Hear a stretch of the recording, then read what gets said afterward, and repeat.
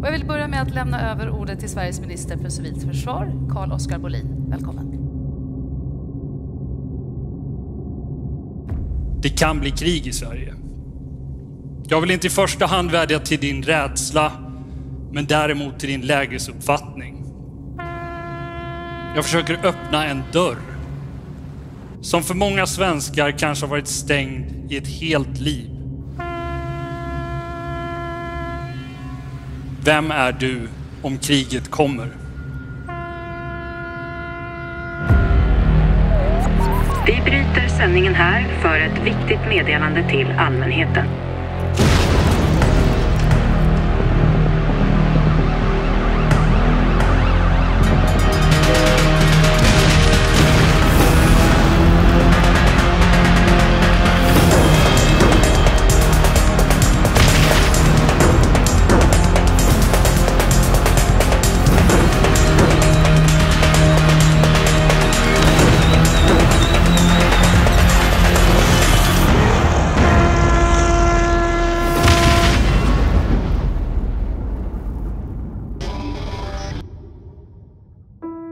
Det förra avsnittet slutade med en liten orolig känsla i magen. Allt så mycket händer här och nu och på så många olika ställen samtidigt. Förr så talar man om fred och krig som två olika tillstånd. Så funkar det inte riktigt idag. Idag så kan vi ha fred, men samtidigt så kan det pågå en hel del under ytan som nästan tangerar krigshandlingar. Man kallar det hybridhot och det kan ske på 1000 olika sätt. Och det gör det här analys- och säkerhetsarbetet mycket mer komplicerat.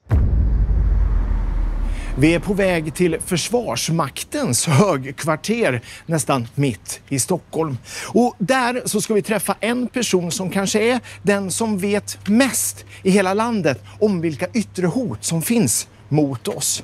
Så den stora frågan är, vilka hotbilder ser han? Vad innebär det här för oss?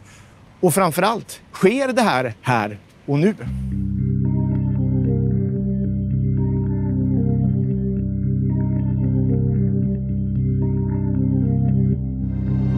Det här är Thomas Nilsson och han är chef för den militära underrättelse- och säkerhetstjänsten.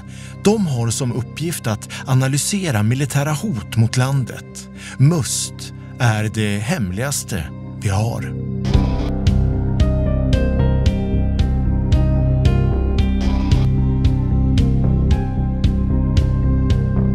Vi lever i ett allvarligt säkerhetsläge, mycket allvarligt skulle jag säga. Vi har konkreta hot mot Sverige. Vi har också hotet av påverkansoperationer där man på olika sätt vill påverka vår vilja, vårt sätt att agera. Terrorism är också ett av två, förutom Ryssland, hot som NATO har pekat ut. Sverige är en måltavla av flera skäl. Ett är, som jag brukar säga, att man tittar på kartan var vi befinner oss geografiskt. Efter att Sverige och Finland blev medlemmar i NATO så har de militärgeografiska, militärstrategiska förhållanden i vårt närområde ändrats radikalt. Vi tänker på Östersjöområdet, Rysslands access till Östersjöområdet och NATOs access har förändrats ganska radikalt. Vi är också ett land som har en hög teknologisk nivå. Det innebär att vi är också intressanta för främmande makts underrättelseinhämtning för att tillskansa sig den typen av information. Now that the enemy has had a strong dose of our military power, the impact of words may provide the final persuasion. Soldiers of North Korea, you are surrounded. Your comrades are dying. I alla tider så har man påverkat människor för att få ut budskap och få igenom sin vilja. Förenklat skulle man kunna säga att påverkan då var rak, tydlig och sett med moderna ögon kanske lite mer lättgenomskådlig. But there is another very important phase of warfare. It has as its target not the body, but the mind of the enemy. Skillnaden idag är att man kan maskera påverkan så mycket bättre och att den kan bedrivas på så många olika plattformar. Det gör att du kanske inte ens märker eller reflekterar över att det sker. Desinformation och påverkan många gånger så skickligt utförd att till och med journalister och media vilseleds. En sak är säker. Sociala medier är som en motorväg av påverkan rakt in i våra medvetanden.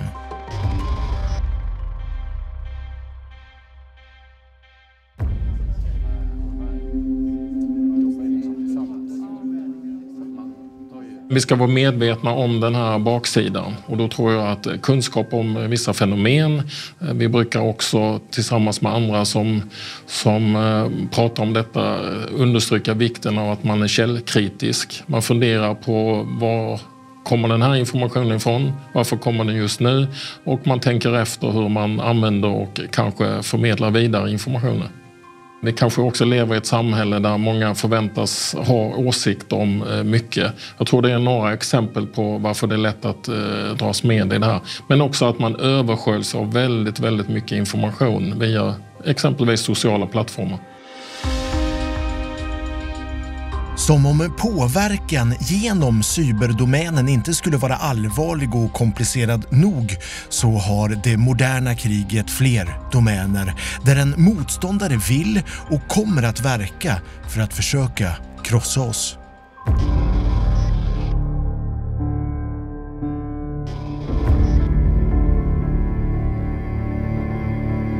Vi ska nu ta oss från påverkansoperationer i sociala medier till den helt motsatta änden på linjalen av olika hot.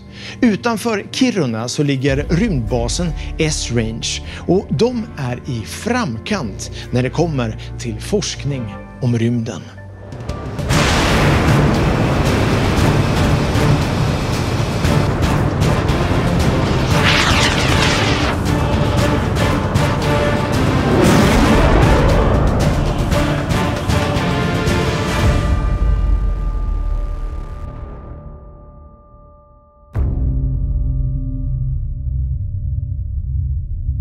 Svenska Esrange är en spjutspets inom europeisk rymdforskning och väldigt mycket har att göra med satelliter.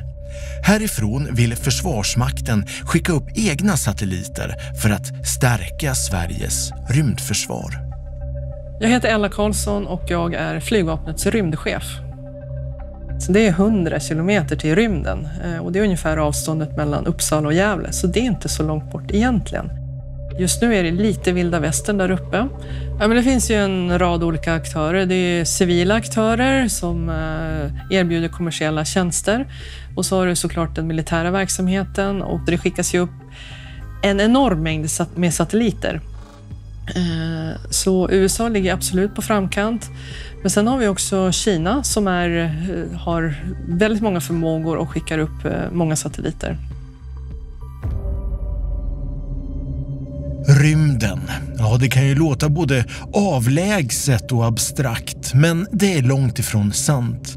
Mycket av det som sker där uppe är faktiskt sånt som på sätt och vis definierar vårt moderna sätt att leva. Till exempel GPS-satelliter. Det här är en tjänst som kartlägger störningar i GPS-systemet. Här kan man exempelvis se hur störningarna såg ut juldagen 2023 där Ryssland pekades ut för att ligga bakom. Och det är lätt att förstå vilka konsekvenser det kan orsaka om systemet inte fungerar.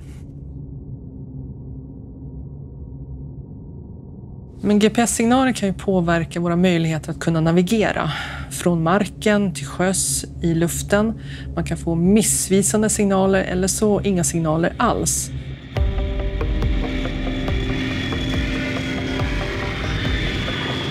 Antalet GPS-incidenter är svindlande.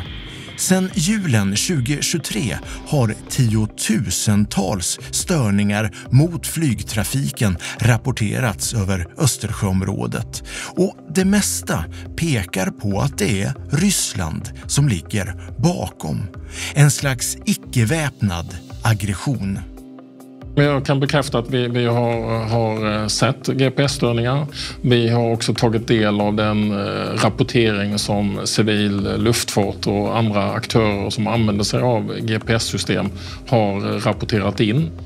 Vi har också sett att historiskt har de uppträtt i samband med att ryska förband övar. Så det kan finnas en sån koppling. Men i övrigt så funderar vi vidare och vill inte spekulera i. Det kan finnas många fler skäl, men jag kan bekräfta att det här fenomenet finns och att vi också har noterat det.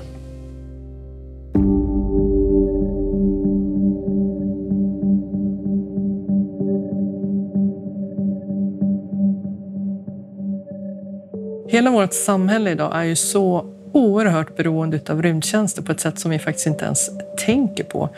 Det är så väl integrerat och det är inte bara vi i samhället som nyttjar det, men hela totalförsvaret, blåljusfamiljen, bankväsendet använder tidsstämpel från satelliter. Så varje gång du gör en transaktion eller använder ditt kontokort så behöver du tiden från en satellit.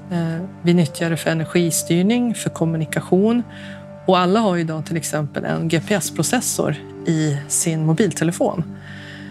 Så mycket väl integrerat i vårt samhälle. Och det här skapar ju sårbarheter som kan påverka samhället. Det kan ju få stora konsekvenser. I och med inträdet i NATO så kommer S-Range roll öka. Fler kommer att vara beroende av möjligheterna i rymddomänen och därigenom så eskaleras även hotbilden. För rymden kan hjälpa oss att förutspå vad som kan komma att hända. Det finns det ett bra exempel på. Men vi har bland annat sett hur värdefullt det är att nyttja information som kommer från rymdsensorer. Till exempel i kriget i Ukraina. Där såg man precis innan invasionen att det var långa konvojer med materiel, fordon. Och det här gav en indikation på att någonting faktiskt var på gång. Och det som är så bra med rymdarenan är att du behöver inte tillstånd för att flyga över en annan nation. Utan i och med att du flyger en omloppsbana runt jorden och jorden snurrar 15 grader per timme så får man en global överblick. Vilket är oerhört värdefullt för att kunna se bortanför våra nuvarande sensorräckvidd. Och på det här sättet så kan man upptäcka förändringar i normalbilden. Du får en helt annan omvärldsuppfattning, en lägesuppfattning som är väldigt viktig för våra beslutsfattare när de tar sina beslut.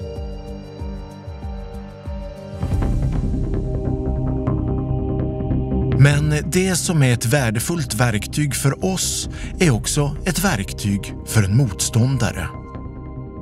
Det är viktigt att ha en rymdlägesbild så man får koll på när de här satelliterna passerar. Var de passerar, när de passerar och med vilken typ av sensor så vi kan anpassa våran operativa verksamheten. Man kanske kan dölja sin verksamhet, man kanske kan vilseleda.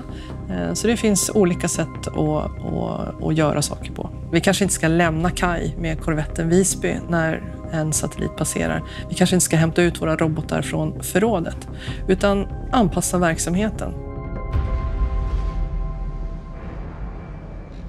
Förenklat kan man säga att förr så var det krig eller djupaste fred.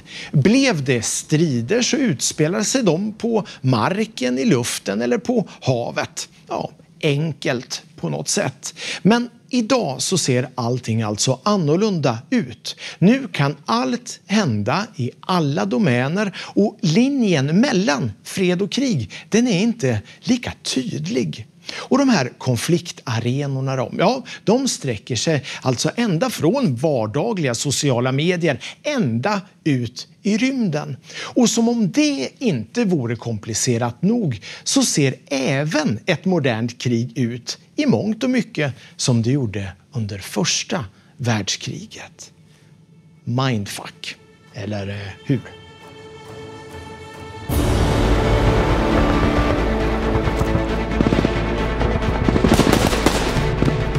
I nästa avsnitt. avsnitt. Lär känna din motståndare. För att bättre kunna förstå Ryssland som en potentiell motståndare så är det bra att också kunna förstå deras motivationer och vad som driver deras beteende. Men det är en tvekamp där stater använder alla till buds stående medel.